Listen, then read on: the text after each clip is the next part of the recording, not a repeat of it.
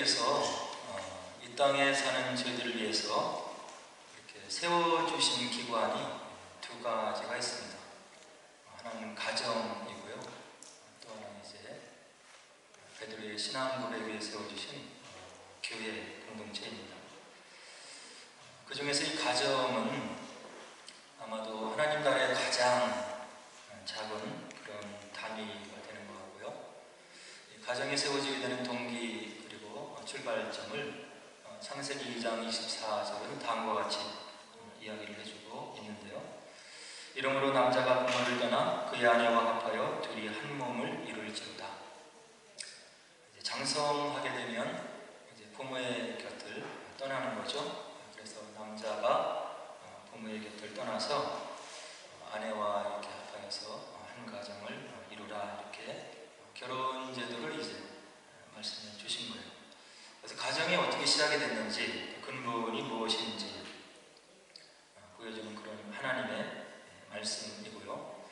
특별히 이런 가정은 우리 하나님이 성삼일체 하나님이시잖아요. 성부, 성자, 성령, 영원한 사랑의 춤을 추시면서 그 사랑을 또 이렇게 나눌 대상으로 우주를 펼치시고 또 마지막에 하나님의 인격을 담은 인간을 만들어 주셨다고 창세기가 우리들에게 이야기를 해주고 있는 거죠. 그래서 그런 인격적인 존재, 하나님의 사랑을 나눌 수 있는 대상을 우리를 만들어 주셨는데, 그 인격적인 존재들이 만나서 이제 남자와 여자가 가정을 이루라고 하는 거죠. 그러면 답은 이제 분명히 나오는 것 같아요. 성삼위 하나님의 영원한 사랑의 관계와 같이 우리 가정에서 이제 사랑을 이루어 내야 되는 거죠. 서로 격려하고 위로하고 사랑하고 그런 성삼위 하나님의 속성이 우리 가정에서 이렇게 구현되도록 이루어지도록 우리가 노력해야 되는 그런 책임을 이제 느끼게 됩니다. 그리고 교회 공동체는 성경 말씀, 예수님 말씀을 통해서 보니까 확장된 가족이다, 이렇게 이야기를 해주시고 있는 것을 볼 수가 있어요. 마가복음 3장 35절에 보니까 예수님을 찾아온 부모를 알려드리는 그 주변의 사람들에게 우리의 주님께서 뭐라고 얘기를 해주시냐면, 누가 내 부모이고 형제이고 자매이냐? 누구든지 하나님의 뜻대로 행하는 자가 내 형제이고 자매이고 어머니이니라, 이런 말씀을 하시면서 하나님을 중심으로 그분의 뜻을 이루어드리기 위해서 교회 공동체로 모이는 저와 여러분들이 확장된 가정이다, 이렇게 규정을 해주고 있는 거죠. 그래서 하나님께서 이 지구상에 가정과 교회를 하나님의 이름으로 세워 놓으셨는데요. 하나님의 뜻을 이루어 나가기 위해서. 그래서 우리 악한 영은, 악한 영의 실존을 저희들이 실존적으로 체험하고 있어요. 귀신 들린 사람도 주변에서 볼 수 있고, 정신적인 질환이 아니라 이런 악한 영에 사로잡혀서 어떤 정신적인 불안을 느끼는 그런 사람들을 우리가 느끼고 있는 거죠. 또 성경이 이런 악한 영의 존재를 인정하고 있는 거고요. 그래서 하나님을 대적하는 이런 악한 영의 세력들이 가정과 교회를 허물려고 이제 부단히 애를 쓰는 거예요. 하나님의 뜻이 가정과 교회를 통해서 이루어지게 되어 있기 때문에 어떻게 해서든지 가정을 흔들려고 노력하는 거죠. 또 교회 공동체도 마찬가지의 위협을 늘 이렇게 받고 있는 거예요.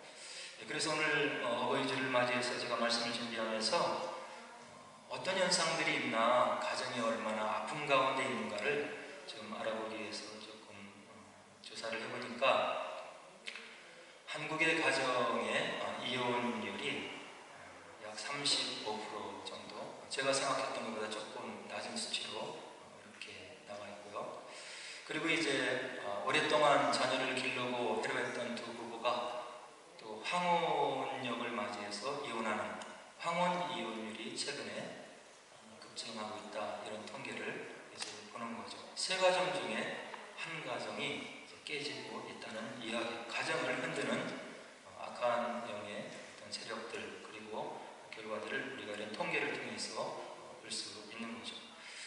그리고 서구 유럽은 통계를 보니까 우리 한국보다 조금 높아서 약 40에서 50%가 결혼했지만 이혼으로 종말을 맞는 그런 이혼율을 보이고 있는 거예요.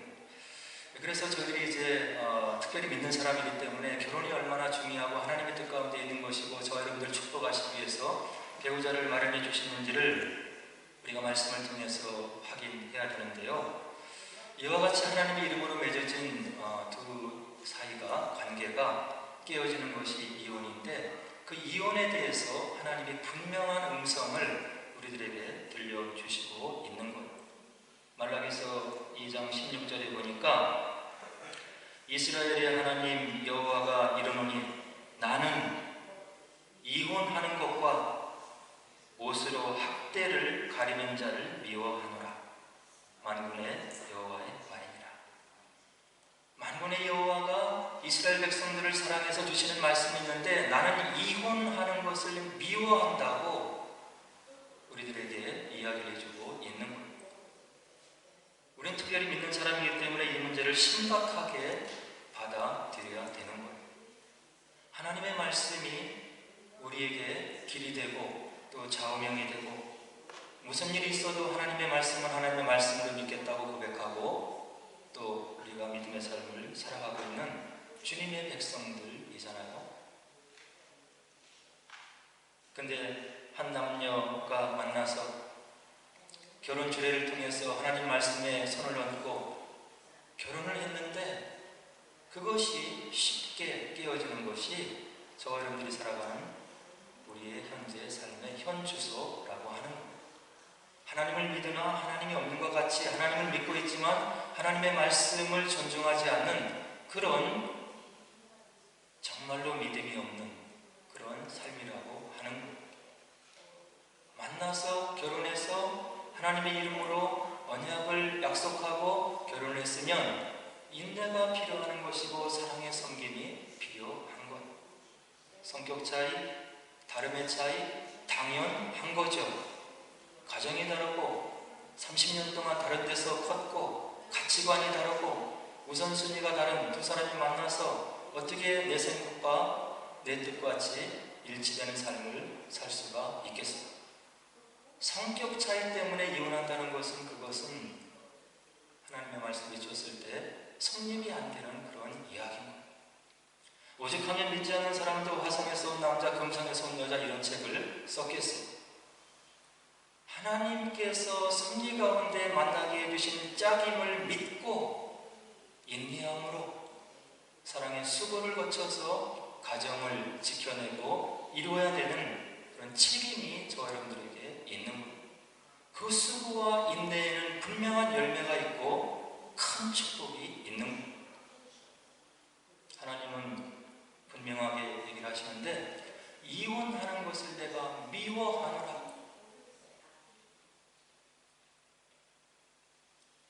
좀 더 통계를 살펴보니까 2021년 대검잘청 자료를 살펴보니까요, 총 2021년에 살인사건이 692건이 있었는데 그 중에서 약 9.3%, 약 한 건, 10건 중에 한 건이 결혼 또는 교제 관계 등의 친밀한 관계에서 살인 사건이 발생했다고 보고를 하는 것을 볼 수가 있었어요. 그리고 한겨레 보도를 보니까 여성 대상 폭력 피해자의 46%, 거의 50%죠. 둘 중에 하나.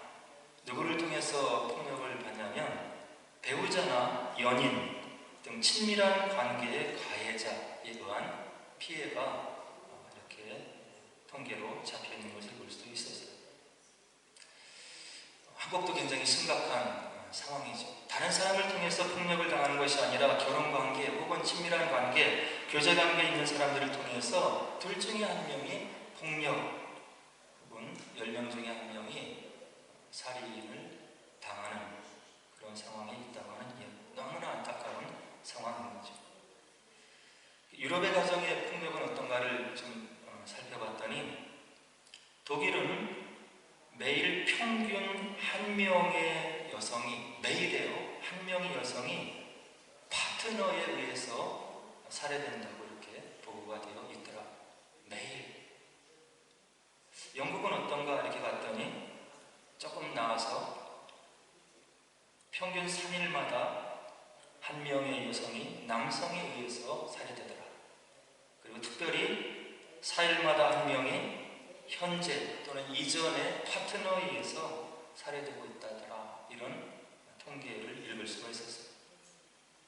그렇다고 한다면 저와 여러분들은 하나님이 주신 은혜로운 가정을 가지고 있고 유지하고 있는 것이 아니냐 하는 생각을 해볼 수 있는 거예요. 저와는 상관이 없는 통계이고 결과이고 리포트이다 볼 수도 있지만 살인과 인내 사이는 종이 한 장 차이인 거예요. 다투다 보면 또 화를 내다 보면 욱하는 순간이 있는데 그것을 성령께서 잡아주시지 않으면 저와 여러분들도 이런 통계 중에 하나에 들어갈 수 있는 거예요. 그래서 우리 청년들은 기도하셔야 되는 거예요. 하나님이 미워하시는, 싫어하시는 결혼 이후에 이혼의 상황에 당하지 않기 위해서는 배우자를 위해서 기도하시고 하나님이 나에게 배우자를 허락하시면 내게 주신 책임을 감당하겠나이다. 수고함으로 인내함으로 나에게 주신 허락하신 이 축복을 내가 유지해 나가기 위해서 노력하겠나이다 하는 기도가 쌓여야 되는 거예요. 그래서 가정은 어떤 면에서 보면 영적인 전투가 가장 치열하게 눈앞에 전개되는 그런 장소라고 볼 수 있는 거예요. 친하기 때문에 알 것 모를 것 없이 나누고 사는 그런 관계이기 때문에 나와서는 우리가 체면치레할 수 있고 말을 가려서 할 수 있지만 가정 안에서 말로 인해서 상처를 주고받을 수 있고 그것이 더 인내하지 못하는 상황으로 치달을 수 있는 환경이 가정의 환경이라고 하는 것. 그것을 붙잡아주는 것이 기도라고 하는 것을 저 여러분들은 꼭 명심하시고 가정에서 이루어지는 이런 영적 전투에서 주님께서 바라시고 원하시는 가정을 세우기 위해서 지키기 위해서 우리가 노력해야 되겠다 하는 생각을 가져보게 되는 거예요. 오늘 특별히 어버이 주일을 맞이해서 본문 말씀을 정했는데요. 여기에는 부모의 역할이 있고 자녀의 역할이 분명하게 하나님께서 우리에게 가르쳐주고 있는 것을 볼 수 있는 거예요. 1절에 보니까 하나님께서 뭐라고 얘기하십니까? 자녀들아 주 안에서 너희 부모에게 순종하라. 이것이 옳으니라. 자녀들에게 주신 하나님의 말씀이 있는 거예요. 뭐라고 하십니까? 주 안에서 너희 부모에게 순종하라. 이것이 옳다 하고 하나님께서 이야기를 해주고 있는 거예요. 요즘과 같은 MZ 세대에게는 조금 거북살스러운 이야기인지도 모르겠어요. 그러나 하나님의 말씀은 우리 가정을 세우고 지키기 위해서 거룩한 가정으로 만들기 위해서 분명하게 자녀들에게 얘기를 하는데 주 안에서 부모에게 순종하라 이렇게 이야기를 해주고 있는 거예요. 그러면서 그 다음 절에 뭐라고 얘기를 해주시냐면 내 아버지와 어머니를 공경하라. 이것은 약속이 있는 첫 계명이니 이로써 내가 잘되고 땅에서 장수하리라. 약속이 있는 첫 계명임을 오늘 본문이 우리들에게 이야기해 주고 있는 겁니다. 하나님께서 이스라엘 백성들을 출애굽시킨 다음에 모세를 시내산 꼭대기로 불러오시고 그리고 10가지 계명을 주시잖아요. 명령인 거예요. 해도 되고 안 해도 되는 그런 이야기가 아니라 권면의 상황이 아니라 명령인 거예요. 5째 계명을 보니까 출애굽기 20장 12절과 신명기 5장 6절에 나와 있는데요. 내 부모를 공경하라. 그리하면 내 하나님 여호와가 내게 준 땅에서 내 생명이 길리라. 하나님이 자녀들에게 명령을 하시는 거예요. 해도 되고 안 해도 되는 것이 아니고 이렇게 해야 된다. 내 부모를 공경하라. 그러면 내 하나님 여호와가 내게 준 땅에서 내 생명이 길게 될 것이다. 약속이 있는 첫 번째 계명이라고 오늘 본문이 우리에게 이야기해주고 있는 거예요. 하나님께서 전능하신 그분께서 그분의 이름을 걸고 여러분들이 약속을 주시는 첫 계명을 주시는데 그것이 무엇이냐면 부모를 공경하라고 하는 이야기. 그리고 신명기 5장 16절도 동일한 이야기인데 조금 다른 버전이 나와 있는데요. 뭐라고 하나님 말씀 얘기하시냐면 너는 내 하나님 여호와께서 내게 명령한 대로 내 부모를 공경하라. 그리하면 내 하나님 여호와가 내게 준 땅에서 내 생명이 길고 복을 누리리라. 부모를 공경하라. 내가 약속해 줄 것인데 내 생명이 길고 복을 누리게 될 것이다. 그런 복된 삶을 너희들이 살 것이다. 이렇게 계명으로, 명령으로 우리들에게 주시고 있는 부모님을 인격적으로 공경하라고 하는 이야기. 부모님의 사랑을 여러분들이 나이가 들어서 깨닫고 느꼈을 때 인격적인 사랑이 나올 수 있는 거죠. 이것을 믿지 않는 사람들은 철이 들었다고 이야기를 하는 거예요. 부모의 마음을 이해하고 부모를 배려하는 마음을 가지고 있고 부모를 배려해서 말을 하고 그리고 부모를 생각해서 말을 하고 그러면 부모가 기쁘잖아요. 자녀를 위해서 기도하는데 기도가 안 나와. 그렇게 얘기하는 사람들이 있어요. 자녀를 내가 아파서 낳은 내 자식인데 그 자식을 생각하고 기도하려는 기도가 안 나오더라. 이렇게 만들면 안 되는 거예요. 부모를 공격하고 공경하고 부모의 마음을 헤아리고 그리고 존중해드리는 철이 든 상태가 돼야 여러분들이 주 안에서 생명이 길고 복을 누리는 그런 삶을 살 거라고 하나님께서 그분의 말씀으로 우리들에게 권면해 주시고 있는 거예요. 그러면 부모들은 자녀들에게 어떻게 해야 되겠습니까? 4절에 나와 있는데 또 아비들아 너희 자녀를 노엽게 하지 말고 오직 주의 교훈과 훈계로 양육하라. 부모들은 자녀를 대하는데 노엽게 하지 말라고 말씀해 주시고 있는 거예요. 우리들이 알게 모르게 자녀를 노엽게 할 때가 있는 거예요. 저도 자녀를 2명 키워봐서 느끼고 또 체험하고 있는 거죠. 또 더 심한 경우는 자녀의 삶을 부모의 욕망을, 바램을 대신 이루어서 만족감을 취하려고 하는 그런 때도 우리 부모에게 보일 때가 있는 거예요. 얼마 전에 간증포리에 나와서 고백한 프로골프 코치 아버지, 집사님인지 장로님인지 모르겠는데 간증소리를 들은 적이 있었어요. 프로골퍼이기 때문에 다른 사람을 코치하고 골프를 알려줄 때는 친절하게 격려하면서 이렇게 했는데 내 딸을 골프로 성공시키기 위해서 내가 이루지 못한 세계 1등의 꿈을 이루기 위해서 내 딸을 골프를 이렇게 가르쳐주고 지도할 때는 화목하게, 혹독하게, 그리고 일말의 격려와 칭찬도 없이 그렇게 딸을 키우고 골프를 교육시켰는데 그 딸이 나중에 성공을 해서 1등을 했지만 아버지를 향해서 맺혀있는 마음이 있었던 거예요. 아버지와 딸과의 관계가 늘 서먹서먹하고 사랑스럽지 못하고 그래서 나중에 우여곡절 끝에 이 골프 코치 아버지가 믿음 가운데 기도 가운데 깨닫고 내가 그동안에 내 딸에게 너무나 내 인생의 목표를 딸을 통해서 이루기 위해서 내가 너무나 혹사시켰고 그 인격을 마구 밟았고 그리고 내 뜻을 관철시키기 위해서 그 딸의 인생을 내가 마음대로 좌지우지했구나를 깨닫고 그 딸 앞에서 무릎을 꿇고 고백하고 딸의 마음이 이제 녹아내리고 그리고 화해를 이루었고 그 이후로 좋은 딸과 아버지의 관계가 회복이 되었다는 그런 간증 이야기를 들었어요. 이 사람의 문제만이 아닌 거예요. 한국의 현재 교육 상황을 보면 대다수의 부모들이 이런 잘못을 저지르고 있는 거예요.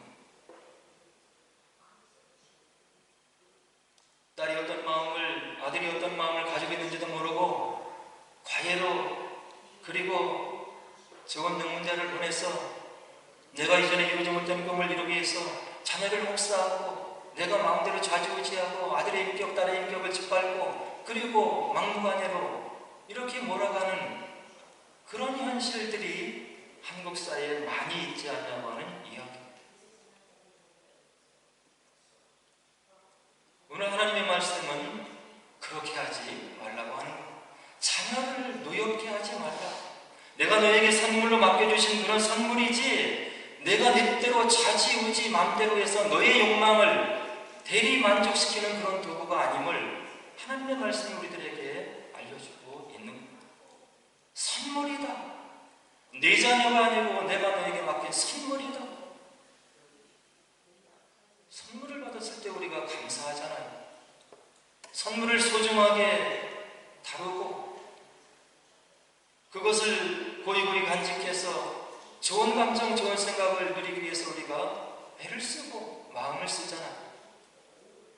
그런데 자녀에게 있어서는 이게 안 될 때가 많다고 하는 이야기입니다.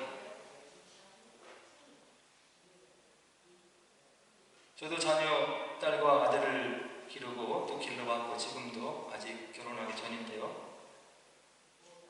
대학 졸업을 하고 직장에서 일을 하고 이제 본가에서 나가 살고 있는데 늘 걱정이 있는 거예요. 몸도 크고 머리도 크고 마음도 커서 이제는 말도 잘 안 들 때도 있고 신앙생활은 잘하고 있는지 말씀을 가까이 하고 있는지 그리고 기도는 하고 있는지 주변에 좋은 친구들을 만나고 있는지 생활은 잘하고 있는지 늘 마음에 걱정이고 또 염려가 되는 거예요. 어느 날 새벽에 기도하는데 하나님께서 저에게 깨달음을 주시는 거예요.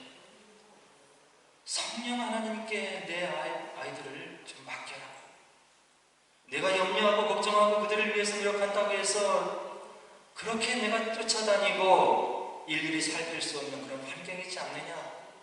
무소부지하신 성령 하나님께 내 딸과 아들을 맡기고 너에게 주어진 사역을 좀 감당했으면 좋겠다 하는 마음에 깨달음이 오는 거예요.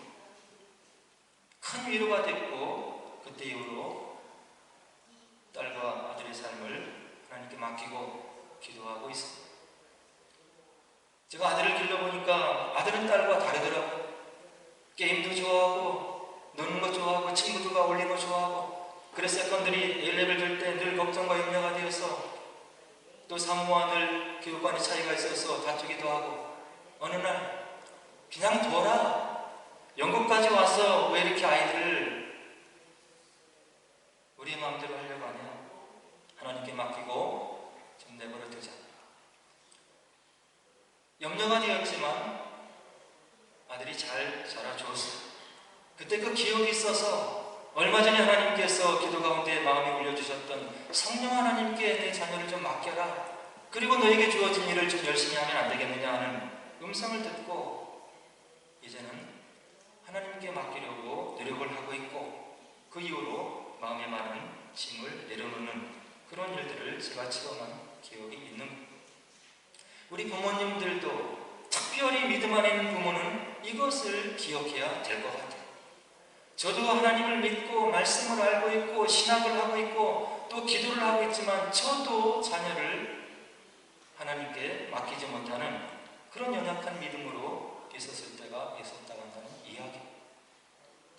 하나님께서 가정을 이루어 주시고 선물로 주셨으니까 성령 하나님께 맡기고 기도하고 자녀를 위해서 기도하면 그 하나님께서 나보다 더 잘하시고 무소부지하시고 내가 갈 수 없는 곳에 가서 하나님께서 동행해 주시는 성령 하나님의 역사가 있다고 한다면 내 자녀가 주 안에서 건강하게 자랄 수 있을 것이라고 하는데 믿음을 가져야 그게 예수 믿는 믿음의 신앙생활이라고 하는 이야기. 이것을 믿고 맡겨야 되는 겁니다. 그리고 자녀들이 장성해 보니까 부모와 자녀가 너무 거리가 가까워도 안 되는 것 같아요. 그들의 생각이 있고 나름대로 계획이 있고 또 몸과 마음이 그렇게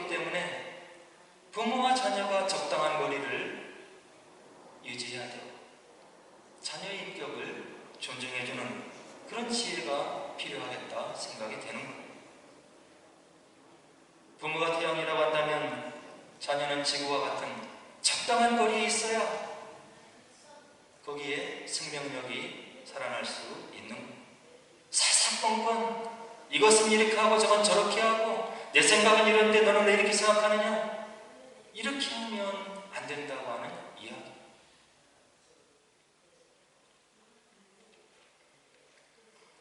그리고 부모에게 주신 하나님의 말씀이 있는데 뭐라고 하냐면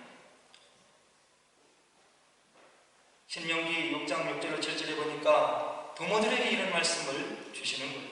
오늘 내가 네게 명하는 이 말씀을 너는 마음에 새기고 내 자녀에게 부지런히 가르치며 집에 앉았을 때든지 길을 갈 때든지 누워있을 때든지 일어날 때든지 이 말씀을 강론할 것이다. 잠언서 22장 6절에 보니까 마땅히 행할 길을 아이에게 가르치라. 그리하면 늙어도 그것을 떠나지 아니하리라. 여러 가지 가정의 교육이 있지만 신앙교육의 중요성을 하나님께서 얘기해 주시고 있는 거예요. 우리 아이들이 말씀과 멀어지는 것 같을 때, 기도 생활에서 멀어지는 것 같을 때 그것을 세상 교육을 이루어내지 못하는 것보다 더 이상으로 신경 쓰면서 말씀을 가르치고 하나님의 뜻을 가르치는 그런 책임이 부모에게 있다고 한다는 이야기. 하나님 나라의 백성의 일원으로서 어떻게 살아가야 되는지, 하나님을 위해서 무엇을 해야 되는지, 그리고 교회 공동체를 위해서 무엇을 해야 되는지 부모가 모험을 보이면서 자녀를 양육할 책임이 바로 저와 여러분들 부모님들에게 있다고 한다는 이야기입니다. 그리고 마지막으로 명심해야 될 것은 시편 127편 1절에 보니까 여호와께서 집을 세우지 아니하시면 세우는 자의 수고가 헛되며 여호와께서 성을 지키지 아니하시면 파수꾼에 끼어있으니 헛되도다. 하나님께서 우리 가정을 지켜주시고 세워주시고 우리 가정을 통해서 영광받을 수 있는 가정으로 인도해 내시도록 하나님께 우리의 가정을 맡겨드리는 그런 일들이 필요하다고 한다는 이야기. 말씀을 믿으시고 기도 가운데 자녀를 올려드리시고 가정의 일을 올려드릴 때 여호와께서 저와 여러분들의 집을 세워주신다고 시편 기자가 우리들에게 고백을 해주고 있는 겁니다. 믿음의 가정은 하루아침에 세워지는 것은 아닌 것 같습니다. 매일의 기도가 있어야 되고 용서하는 마음이 있어야 되고 또 대화가 있어야 되고 또 사랑이 있어야 되고 또 인내함이 있어야 되고, 그래서 하루하루 쌓아 올리는 영적인 건축물이 가정인 것이라고 하는 것을 하나님 말씀은 우리들에게 알려주시고 있는 겁니다. 하나님 말씀 위에 희생과 용서 위에 우리 가정을 잘 세워나가셔서 저와 여러분들의 가정을 바라보고 주변의 사람들이 예수님을 발견하고 하나님 나라를 발견하고 그리고 주님 나라의 확장을 가져오는 그런 가정을 이루어야 될 책임이 저와 여러분들에게 있다고 한다는 이야기. 가정에 기도의 파수꾼이 필요한 것.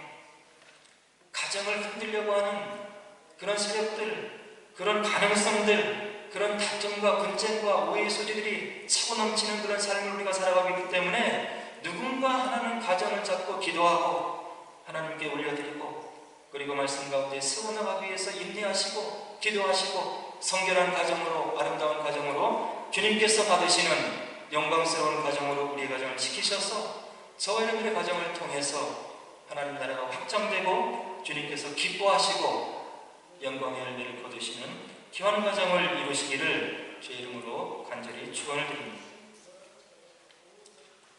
함께 기도하도록 하겠습니다.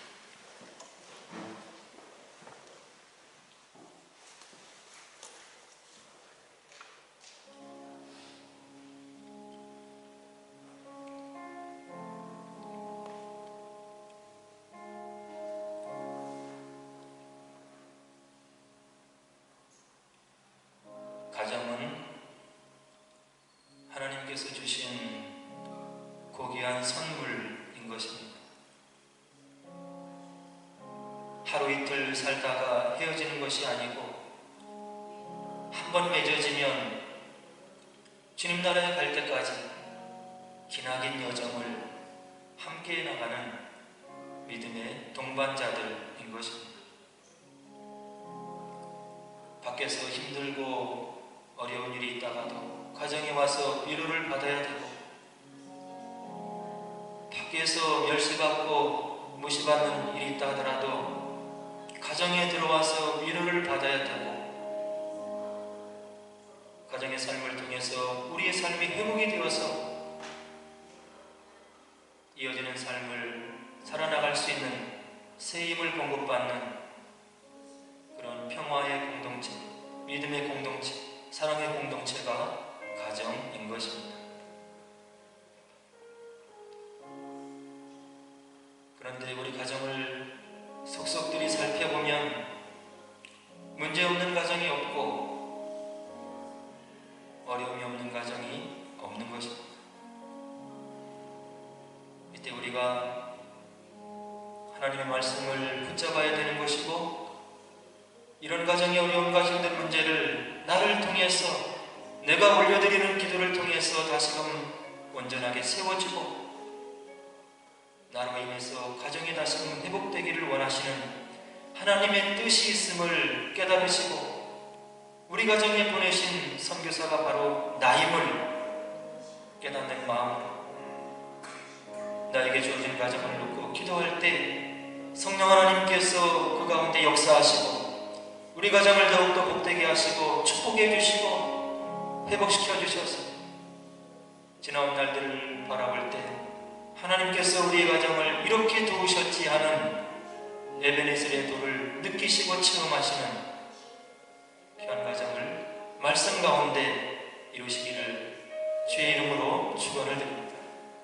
기도하게 하시고 말씀으로 서로 이루하게 하시고 우리의 가정이 주님께서 원하시는 귀한 가정을 이루어지게 하옵소서. 우리 함께 기도하도록 하겠습니다.